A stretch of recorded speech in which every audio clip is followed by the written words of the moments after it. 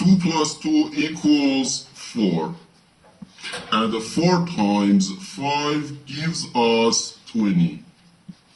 So 20 divided by 20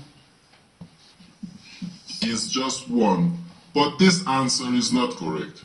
Because according to the order of operations, first we have to do parentheses, then exponents, then multiplication or division, and finally addition or subtraction. Remember that multiplication and division have equal priority and we have to go from left to right.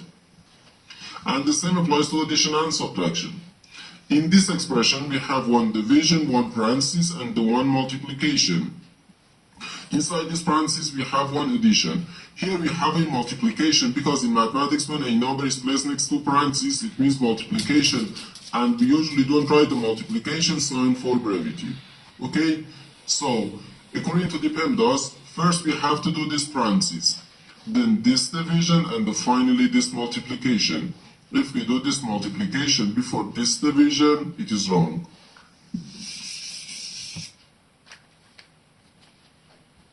So first we have to do this parenthesis. Inside this parenthesis we have 2 plus 2, which equals 4.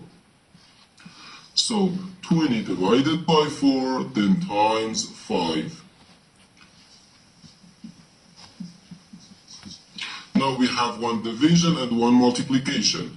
As I said, multiplication and division have equal priority and we have to go from left to right. So here, first we have to do this division. 20 divided by 4 gives us 5. So 5 times 5, which equals 25. And this is our final answer to this problem.